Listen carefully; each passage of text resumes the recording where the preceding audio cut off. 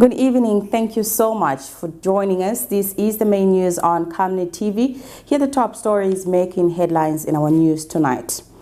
TIZ report on corruption flawed CAAC. MPR short by 50 basis points, raises to 14.5% BOZ. BOZ's new currency notes sparks mixed reactions. In international news, Ghana faces funding gap as USAID frees tax effect. And in sports news, RAINFORD KALABA relieves AFCON win. Do join me with the details shortly after this break.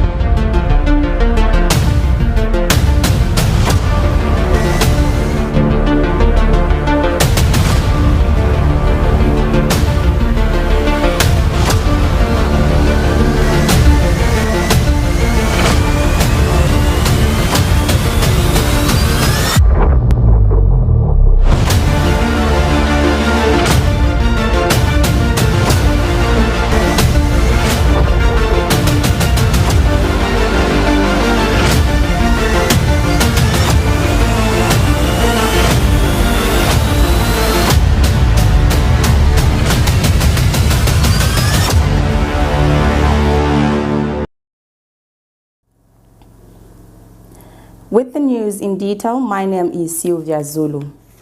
The Community Action Against Corruption, CAAC, has dismissed claims by Transparency International Zambia that Zambia has made any meaningful progress in the fight against corruption, stating that the situation remains unchanged.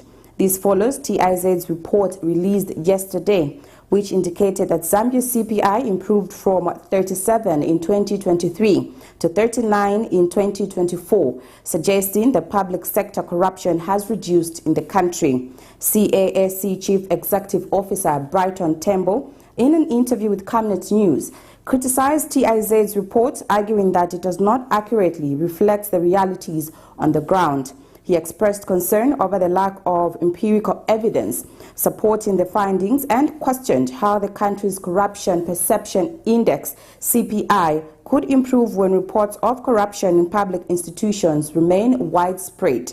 Mr. Tembo also pointed out that TIZ's report contradicts findings from the other key institutions, such as the Financial Intelligence Center and the Auditor General's Office, both of which have highlighted persistent corruption issues. Before we say that report, or before we accept that report as a reality of what is obtaining in corruption fight in Zambia, I think to start with, when you look at Transparency International, they say they obtain their statistics from public institutions.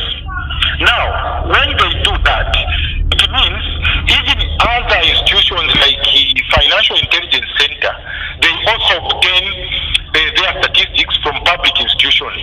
The Auditor General's report also comes from public institutions.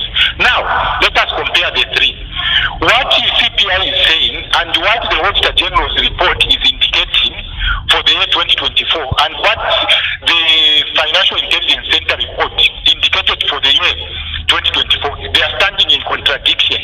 So it is very much difficult for us as an organization, once again, to accept this report, because this report lacks empirical evidence on the ground. The report, what the report is saying and what I obtained in the year 2024 concerning corruption in Zambia is in contradiction.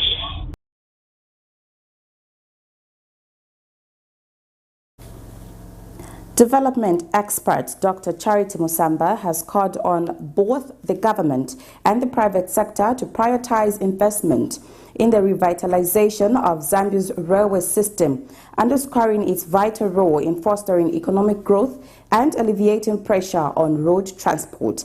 Dr. Msamba highlighted that the 6th National Development Plan explicitly calls for improvements to the country's railway infrastructure.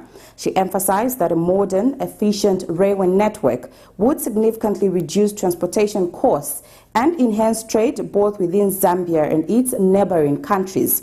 Dr. Msamba has urged the government to take the lead in investing in the railway sector, recognizing its potential as a major driver of national development. The 6th National Development Plan, it was covering the period 2010 to 2016-15. We've been talking about this figure, yeah? So, when you look at the same document, that National Development Plan, you see that when it comes to infrastructure, again you see Zambians at that time talking about the importance of reviving or revamping the railway transport system. Okay? So again, similar to several of the things that are happening now, these are not new ideas, these are not new challenges. But what this tells us is that we've been talking about issues, we've been writing about challenges, but we've not been attempting to implement, especially the recommendations. Otherwise, today we would have been talking about a different thing. Zambia Railways has fallen into the same trap that several other formerly state-run companies did, that we set it up for privatization, and it's very clear that the privatization of the railway system in Zambia did not lead to the desired result. If you go back in 1990, we were envisioning a railway company that was more effective, expanded, and could even be used for regional, southern regional railway systems. Because at that time we were arguing that the state was not capable of running Zambia railways. So let's put it up into private hands. Here we are today. It is one of the most dilapidated companies, and there's a lot of also misuse of the railway assets. The Bank of Zambia has increased the monetary policy rate by 50 basis points, bringing it to 14.5% from the previous 14%. BOZ Governor Dr. Denny Kalialia, at a press briefing, explained that this adjustment aims to steer inflation back within the target range of 6 to 8% and help alleviate inflationary pressures. Dr. Kalialia highlighted that average inflation in the fourth quarter of 2024 rose to 16.3% from 15.5%, largely due to higher electricity tariffs and the effect of drought on various sectors. Despite this, the central bank forecast inflation to decline to approximately 10.6% by the end of 2026, supported by favorable rainfall patterns that are expected to positively impact food inflation and the energy sector. In November 2024, the Bank of Zambia had previously raised the monetary policy rate from 13.5% to 14%. 10 to 11, 2025 meeting, the Monetary Policy Committee decided to increase the monetary policy rate by 50 basis points to bring, someone doesn't want us to show it. If you don't mind, I can continue. That's why I have a cheat one here. So when it comes back up, we'll be able to show. So as you saw, the slide there was showing that the committee decided to increase the monetary policy rate by 50 basis points to 14.5%. The underlying reason for doing this is to steer inflation back to the 6 to 8% target band, which is the medium-term objective, and help anchor inflation expectations, which we have observed have been persistently or are persisting to be above this target band. Now, to give you more color on what really is going in the inflation space, I'll now look at the inflation out 10. What we note is that in the fourth quarter of 2024, average inflation rose to 16.3% from 15.5% in the third quarter. We'll see this when the connection comes up. We have a table which has the details on these developments. Implementation of higher emergency electricity tariffs in November 2024, triggered by the drought in the 2023-2024 rainy season, has had a substantial impact, particularly on non-food inflation. Tonse Alliance spokesperson Sean Tembo has criticized the introduction of new banknotes, arguing that it reflects the UPND government's and the Bank of Zambia's failure to control inflation. Mr. Tembo stated that the Zambian kwacha has depreciated so significantly that higher currency denominations are now required for everyday transactions. He noted that the average inflation rate under the UPND government has been approximately 16.5% over the past 3 years, making it one of the highest in the country's history. According to Mr. Tembo, this development aligns with the 2022 national budget, specifically on page 7, where the government introduced tax incentives for foreign-owned mining companies. The Bank of Zambia made an announcement that they shall be introducing new banknotes, including 500 kwacha and 200 kwacha denominated notes. Now, a lot of people have been debating on what the consequence of the introduction of these new and higher denominated banknotes is going to be, both for the overall economy as well as on the individual economic welfare of citizens. As Tonse Alliance, we have studied this matter and we wish to give our position as follows. First of all, the introduction of the 500 kwacha and 200 kwacha denominated banknotes is a clear admission on the part of the UPND government as well as the Bank of Zambia that they have failed to control inflation. And as a result of their failure to control inflation, the Zambian kwacha has become worthless to the extent that it is no longer tenable to carry larger amounts of currency for basic transactions, and hence the decision to introduce higher denominated notes. Now, the bone of contention perhaps is, why has the Zambian kwacha become so worthless? Or perhaps, why has the Zambian inflation become so high? For the record, the average inflation in the past 3 years that the UPND administration has been in office has averaged about 16.5%, which is the highest in recent history. Some members of the public have expressed mixed reactions to the Bank of Zambia's recent announcement of new currency notes expected to be launched on the 31st of March 2025. Speaking to Camnet News, some Lusaka residents noted that while the notes have changed in color and size, their value remains unchanged. Others questioned the introduction of a 500 kwacha note, arguing that it could disrupt transaction flow. Meanwhile, economist Kelvin Chisanga raised concerns over the implementation, stating that the central bank has overlooked key steps in the process with only a month remaining before the new notes enter circulation. However, Bank of Zambia Governor Denny Kalialia defended the decision, emphasizing that the changes were necessary due to the erosion of the country's highest denomination note.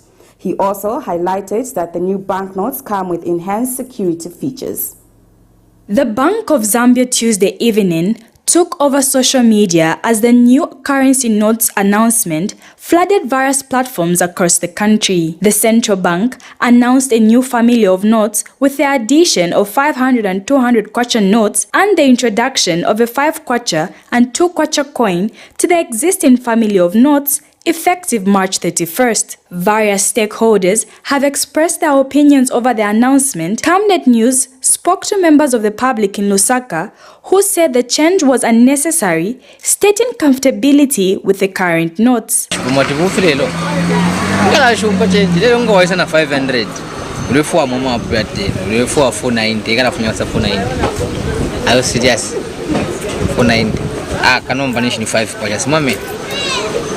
Mukalashta 5 nditifika kuno ofini but nkama fya change mube bapangisha change aingaye come so difficult to make sure when someone wants to like in my case when someone wants to deposit a small amount, meaning I have to start looking up or moving up and down to look for smaller amounts, so meaning the bigger ones it wasn't necessary at all to print those 200 and 500. Let's see the way it was.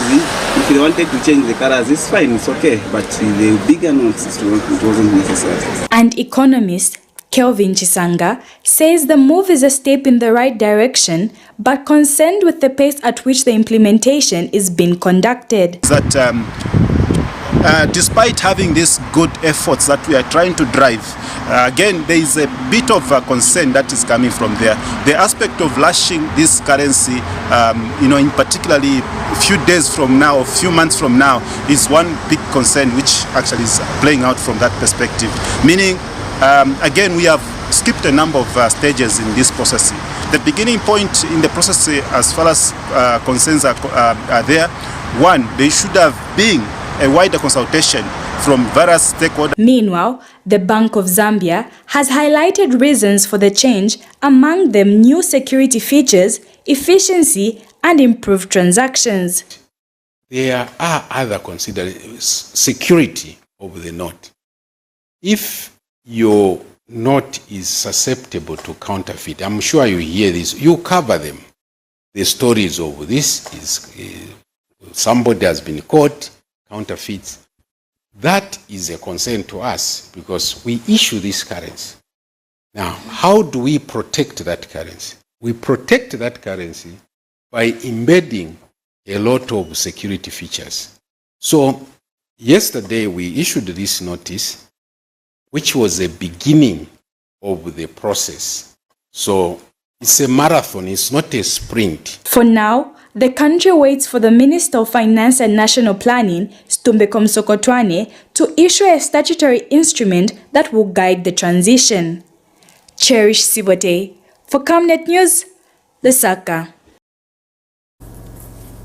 The Energy Regulation Board, ERB, has warned individuals and businesses trading in liquefied petroleum gas, LPG, without a valid license from the board.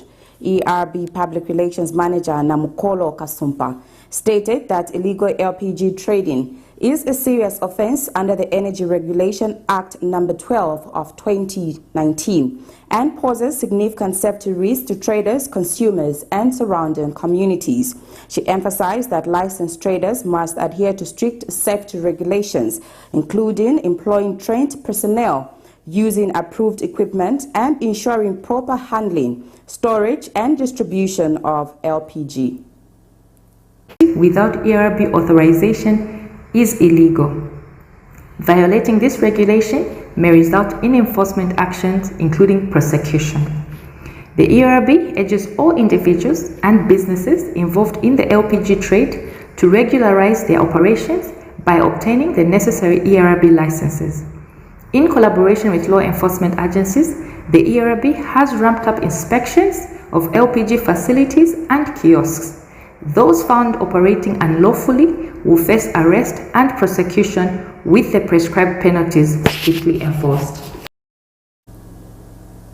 A total of 7,912 people have benefited from the Cash for Work CFW program in Chirundu district between August and December 2024. Chirundu Town Council Public Relations Officer Nakumbiana Shabongo stated that over 4.5 million kwacha has been disbursed under the program. The council has further engaged over 10,000 people through radio and face-to-face sensitization efforts and received 6.2 million kwacha for the initiative last year. However, the council has noted delays in payments due to some beneficiaries failing to provide mobile phone numbers registered in their names and matching their national registration cards. Ms. Shabongo further announced that in 2025, the council plans to award over 50 empowerment grants to youth and women clubs, cooperatives and groups in Chirundu district under the Constituency Development Fund. 2024 farming season. Regardless of the recent government interventions, the levels of vulnerability remain high in the drought-affected districts, and Chirundu is one of them. So far, a total of 7,912 people have benefited from the Cash for Work program in Chirundu district from August 2024 to December 2024. At a sum of more than 4 million kwacha, and we managed to engage more than 10,000 people across the constituency or across the district, of which the sensitizations were through meetings and through radio programs. We received a total of more than 6 million towards the program. However, the council has noted that some of the beneficiaries under this program are failing to provide mobile numbers registered in their names that match with the names on the national registration card. This failure has resulted into a delay of payments. The local authority would like to urge all those benefiting from this program to ensure they enter the correct details to avoid this matter from recurring. The Ministry of Local Government and Rural Development has been implementing the Cash for Work program. This is in response to the drought experienced in 2023 and 2024 farming season. Regardless of the recent government interventions, the levels of vulnerability still remain high in the drought-affected districts, and Chirundu district is one of them. A total of 7,912 people have so far benefited from the Cash for Work program in Chirundu district from August 2024 to December 2024. This was at a sum of more than 4 million kwacha. The Zambia Council for Social Development, ZCSD, has joined Transparency International Zambia, TIZ, in advocating for a reduction in the allocation of funds to the Constituency Development Fund, CDF. Speaking in an interview with Camnet News, ZCSD Executive Director Liam Mitala expressed concern over the unutilization of CDF in constituencies across the country. She noted that many projects being implemented do not align with the substantial funds allocated to each constituency. Ms. Mutaba suggested that the government redirect these resources to critical sectors such as health, where funding has been hooted. The Constituency Development Fund, CDF, is a government initiative in Zambia designed to support local development projects across constituencies in the country. The fund is allocated annually to each constituency and is used to finance various community development projects such as infrastructure, education, health, and economic empowerment programs. The primary aim for CDF is to promote decentralization by empowering local communities and ensuring that development projects are more responsive to the specific needs of the constituencies. In 2021, when UPND made government, the allocation to CDF was at 1.6 million kwacha per constituency, which they increased to 25.6 million kwacha per constituency in 2022. The allocation has since been increased to 36.1 million kwacha per constituency in 2025. However, concerns have arisen from stakeholders about the underutilization of CDF, which in their view has resulted into misappropriation of the funds. Transparency International Zambia, TIZ, on Monday 10th February 2025, called on government to reduce the allocation of CDF. We don't believe that there is any justification for the continuation of the annual increases that we have seen in terms of budgetary allocation towards CDF. Because we don't believe that there is enough capacity, first of all, amongst many local authorities to absorb the funds, but also most concerningly, there are quite a number of accountability failures and accountability weaknesses that really make the CDF program in its current form more like a leaking tap. The Zambia Council for Social Development, ZCSD, has joined the call for government to reduce the allocation, stating that the funds should instead be channeled to the health sector, whose funding has since been halted. A year ago, we noted that expenditure rates were hovering around 6%. That leaves more than 80% of the funds not utilized for the purpose for which they are supposed to be. So it's important the government does consider to reallocate those funds. And it's true that it creates a vacuum for potential corruption, but then also for reallocation of resources outside a plan. So ZCSD would like to see that happen.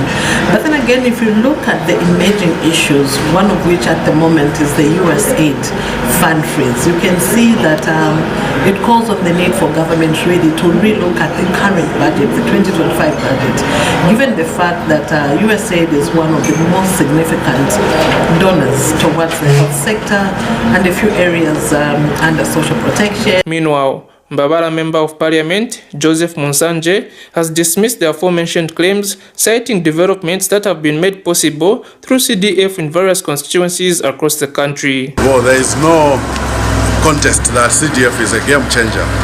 So CDF being a game changer, it has improved the lives, especially for us rural people, but even in urban areas. We pass here and I see, for example, in Munari, I passed there, Honorable Mike Mbosha has done some of the roads, some of the potholes I used to see in Munari are gone.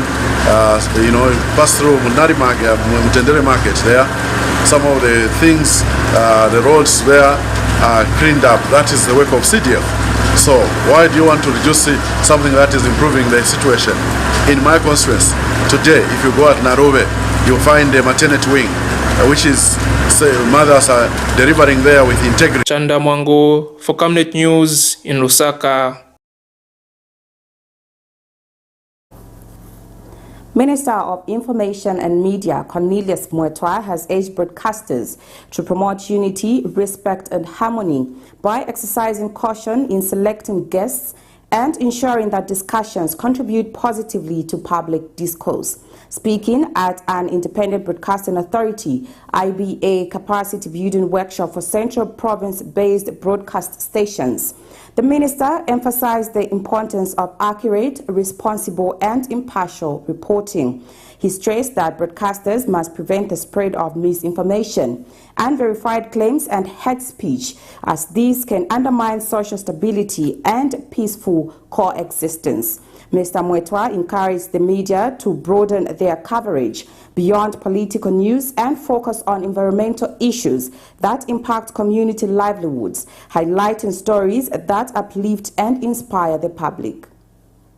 Broadcasters must ensure that content is accurate, responsible, and free from misinformation, unverified claims, and hate speech. Broadcasting stations must never allow their platforms to be used for divisive rhetoric, as such actions disrupt peaceful coexistence and destabilize the stability of our society. The media should therefore be wary of unscrupulous individuals who seek to sow seeds of division based on ethnicity, political affiliation, or personal grievances. Instead, they must promote unity, respect, and harmony. Broadcasters should also exercise caution when selecting guests for programs, ensuring that they contribute positively and substantially to their statements. of intent. Ladies and gentlemen, I wish to urge the media to broaden its focus beyond political news reporting. Here in Central Province, for instance, as in most parts of the country, there are many untold developmental stories that impact upon the livelihoods of our community, to which, when shared, they uplift the hope our people should have about CAAC for Nature Zambia has called for increased awareness programs on forest conservation and the need to reduce unnecessary tree cutting, emphasizing the critical role trees play in the environment. In an interview with Camnet News, CAAC for Nature Executive Director Nsama Kayas highlighted Zambia's high deforestation rate, largely driven by the heavy reliance on wood products, particularly charcoal. She noted that addressing deforestation is challenging due to the cultural practices that involve tree use, such as chilangamulilo, funerals, and other traditions. She further attributed the high rate of deforestation to prolonged hours of load shedding, which increases dependence on charcoal as an alternative energy source. Zambia is one of the countries in Africa which has a very high deforestation rate because of the high dependency on wood products, mostly for charcoal. And this is also attributed to the connection that the local people have with trees, or maybe even with charcoal use. For us as an organization working with communities, respecting community rights, and also concerned about conservation, we feel that the long-term solution is for communities to appreciate, firstly, the role that trees play in charcoal production, and also producing wood, which is used also for energy. Once there is this appreciation, they will change the way that they cut the trees. If the trees are cut in a pruning manner, where the entire tree is not cut down, the tree will still survive, and this will help actually the tree to even grow better. It will translate to a concept of farmer managed natural regeneration, because what will be done is like what they used to do long time with chitemene, where you're just cutting off the branches and you're not cutting the entire tree. Zambia Athletics ZA President Elias Mpondela has announced that he will not seek re-election in the upcoming Zambia Athletics elections scheduled for March 22nd, 2025. Speaking at a press briefing in Lusaka, Mr. Mpondela, who has led the organization since 1998, confirmed that he has withdrawn from the presidential race despite initially filing his nomination. He has, however, endorsed his vice president, Davison Mungambata, as his preferred successor. Reflecting on his tenure, Mr. Mpondela stated that although he was not born an athlete, his dedication and commitment enabled him to make significant contributions to the organization. Meanwhile, ZA Secretary General Davison Mungambata revealed that the organization received 40 applications for various positions in the upcoming elections, with 38 candidates successfully meeting the requirements. Resource mobilizations. I have connected that to the corporates and the corporates to that. I don't think a quick withdrawal from that role will be the best thing to do. And I think I'll take this same question that even those who are coming, let's try to create harmony, that those who are going should just depart, transition, and become something else, and still be helpful to the organization. Because the moment we start with quarrels, even parties that quarrel, they don't develop. You know, if you harmonize your interests and begin to work together, things work well. So me, I will be available to the incoming, executive, and ensuring that I give the support that they gave to me, these people, but also the knowledge. I have so much knowledge in these things, and many networks, corporate networks. I think it's important to know some of these networks, they do not sponsor because you are athletics. Just the other day when I went to beg for some money for the AGM, this guy told me, but you, if you leave, we are not going to go there again. I said, no, but I've introduced you. He said, no, you are making a mistake. Normally these organizations do not go to the organization unless you are fruitful. Sometimes they go to the individuals that they know. So I don't think I want to subtract myself to the family of ZA.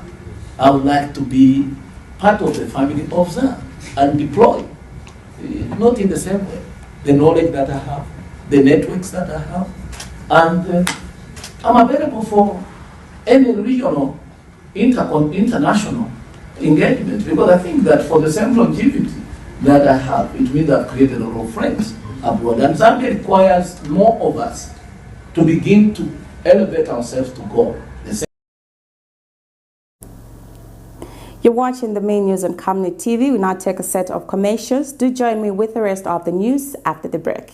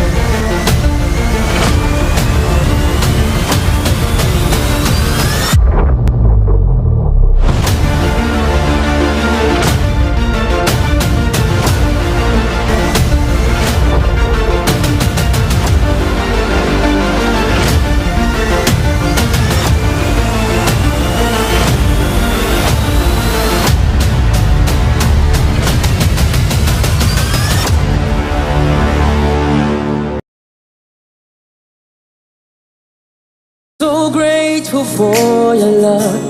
The Healing Word Ministries International presents a Revisiting Our Foundation conference under the theme Revisiting Our Foundation, Breaking Iniquities and Building Legacies. Anointed teachings by Apostle Rodwell and Reverend Rose Simukonda blend timeless truth and modern insights from Jesus Life Center Apostolic Church in Zambia, Kitwe, a gathering for all ages. Whether you are seeking wisdom, freedom, or fresh purpose, this conference is your divine reset. What to expect? Dynamic worship, from hymns to contemporary praise, ignite your spirit. Prophetic deliverance and healing, break cycles, restore joy, and reclaim your destiny. Why come? Grandparents, pass down legacy of faith. Parents, equip your family for breakthrough. Young adults, youth, discover your purpose in a shifting world. Kids, fun, faith-filled activities, ages 3 to 12 years old. Dates, 20th to 23rd, February 2025. Time, 17:30 hours to 19:30 hours. On the 22nd, we will be having special leadership training from 9 hours to 12:30 hours and 15 hours to 18 hours. Join us this Sunday, the 23rd, for a Rebuild Foundation service from 9 hours to 12 hours. Venue, the Healing Word Ministries International, opposite Hilltop Hospital, Ibex Hill, Kabulonga. Can't attend in person? Join our live stream on Facebook and YouTube. Stay connected.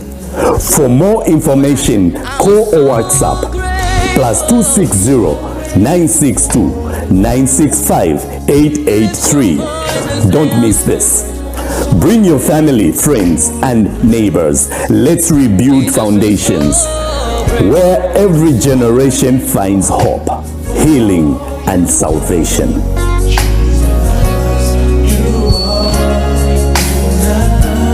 Jesus, you are.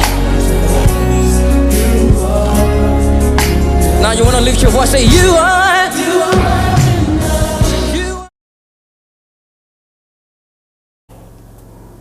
Thank you so much for staying with us. And now in international news, countries worldwide continue to grapple with the impact of the U.S. administration's crackdown on its largest development and humanitarian aid agency, USAID. Ghana is among the nations affected, now facing a $156 million shortfall in its state budget due to the suspension of U.S. development aid. According to a statement from the President's office, President John Mahama has directed Finance Minister Castle Ato-Forson to explore solutions to bridge the funding gap left by the freeze on USAID programs. American development aid has played a crucial role in Ghana's health and agriculture sectors. USAID has notably supported the establishment of an advanced national surveillance system for HIV and sexually transmitted diseases, as well as initiatives aimed at enhancing the competitiveness of Ghanaian agricultural firms in regional and international markets. Here's a roundup of international news. Countries around the world are still reeling after the US administration's brutal crackdown on its largest development and humanitarian aid agency, USAID. Shortly after taking office, US President Donald Trump had signed an executive order to pause USAID funding for aid programs across the globe for a period of 90 days. The loss of US development aid has also been felt in Ghana. The country now lacks $156 million in its budget. Ghana's President John Mahama has asked Finance Minister Castle Ato-Forson to find ways to close the gap in funding left behind by the freeze of USAID programs, according to a statement from the President's office.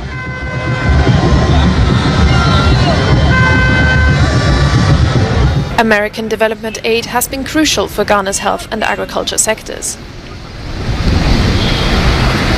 USAID notably supported the creation of an advanced national surveillance system for HIV and sexually transmissible diseases, and programs to make Ghanaian agricultural firms more competitive in regional and international markets. The Sudanese army has rejected a ceasefire call by the United Arab Emirates during the coming holy month of Ramadan. This comes as the army is making major advancements in the capital as it seized control of a key stronghold previously held by the Rapid Support Forces, also known as RSF, in northern Khartoum. The Sudan's army considers the EU as an aggressor of the war and has in many occasions linked it to the RSF, accusing it as its main financier and supplier of weapons. The UAE refused the claims. The conflict in Sudan started in April 2023 when tensions between the leaders of the military and the RSF exploded into open fighting in the capital Khartoum and other cities across the African country. The conflict has killed more than 28,000 people, forced millions to flee their homes, and left some families eating grass in an attempt to survive as famine swept parts of the country. Aid groups say the struggle to reach the most vulnerable as warring parties limit access, especially in Darfur. The war has created the world's largest displacement crisis, driving over 14 million people, about 30% of the population, from their homes, according to the UN.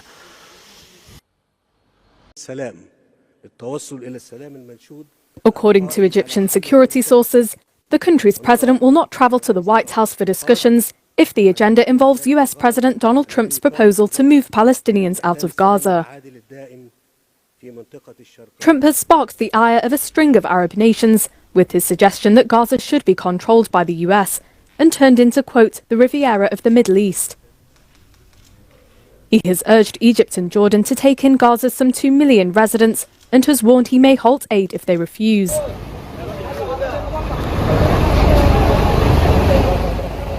Egypt says Trump issued an open invitation to the country's president earlier this month, while the US added that no such date for a visit has been pinned down. Trump recently met with the King of Jordan, who rejected his suggestion to displace Gazans from the enclave.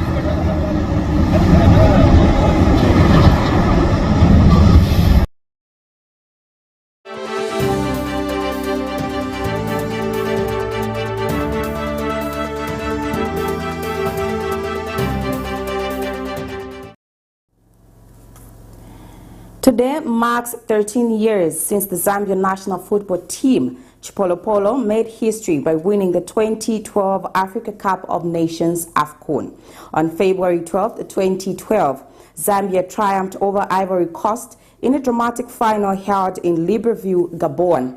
After a goalless 120 minutes, the match was decided by a tense penalty shootout, where Zambia secured an 8-7 victory. Stopila Nsunzu scored the decisive penalty, delivering the country's first ever AFCON title. The victory was particularly symbolic as it took place near the site of the 1998 plane crash that tragically claimed the lives of the entire Zambian national team. Led by coach Herve Renard, Zambia's journey to the title was remarkable. The team displayed resilience and unity, defeating tournament favorites Ghana in the semi-finals and overcoming Ivory Coast's star-standard squad, which included DJ Drogba and Yaya Toure. Chipolopolo legend RAINFORD KALABA has described Zambia's 2012 Africa Cup of Nations AFCON triumph as a defining moment for the nation. It's a great moment for all Zambians because winning the Africa Cup is not an easy thing, especially when you're into football, and it brings memories and happiness through many people. So I think it's a blessing for all Zambians. The moment is when we lifted the cup. It was emotional and very emotional because everyone never know that we can be in the finals, and it came to what we wanted. It brings joy to every Zambian, everyone who plays football, and so I think this is an opportunity for our current team to go and fight for Mother Zambia. Okay, we've not had an opportunity to win the Africa from 2012. Probably what would be your message to the players currently who have qualified for the next AFCON? What would be your message to them to try and probably help them be motivated to strive to win? Yeah, I think the message, they have to focus and they have to know that it's a big stage for them to bring joy to Zambian people and for their football career. So I think it's an opportunity for them to go again, because last time they were out before, so this time they should go and work for the team and make happy for all Zambians. One thing they should know, the advice from the coach and the instruction from the coach, because the coach knows how to win the tournament and how to win the games. So they need to focus and listen to what the coach wants for them to do in the pitch. Okay. So I think this time now, many players there say, I think it's the first time for them to participate now. Second, I think they have the experience now to conquer Africa Cup. That's it for our main news tonight. Here's a recap of the stories making headlines.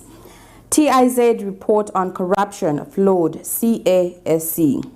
MPR shorts by 50 basis points, raises to 14.5% BOZ. BOZ's new currency notes sparked mixed reactions. In international news, Ghana faces funding gap as USAID aid freeze takes effect. And in sports news, RAINFORD KALABA relieves AFCON win. We now look at the Camnet verse for the day coming from the book of Luke 6, verse 28. Bless them that curse you, and pray for them which despitefully use you. Thank you so much for watching. My name is Sylvia Zulu. Good night, and do enjoy the rest of our programming.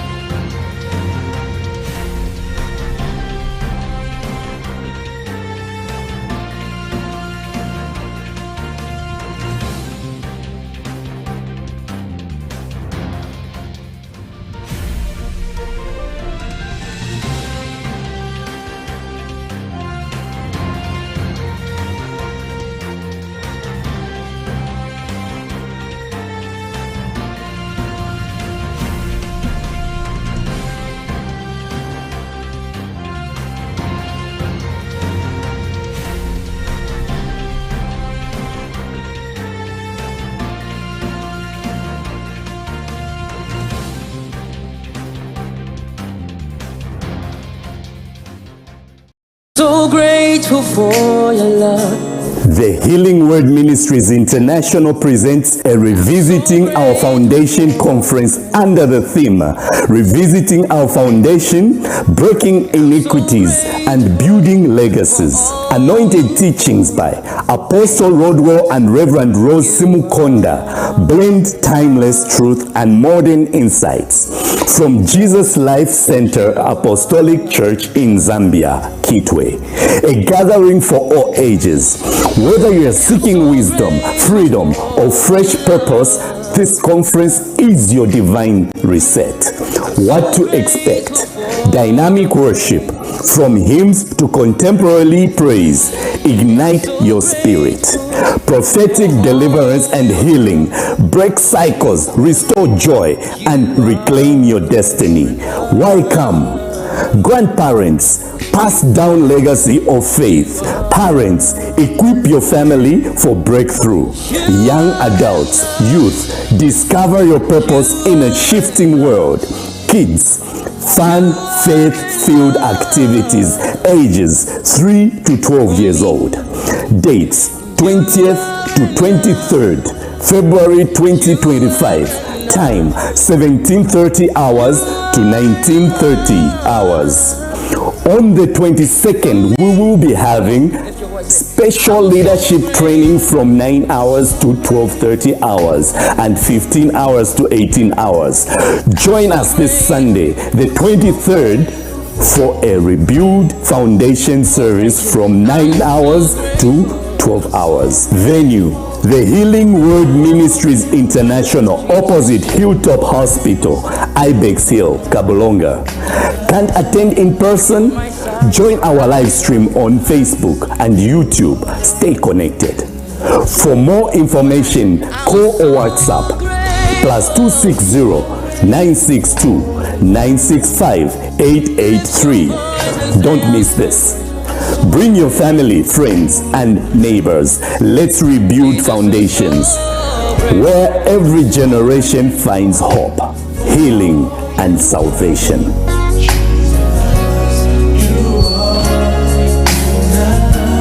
Jesus, you are. Now you want to lift your voice, say, you are.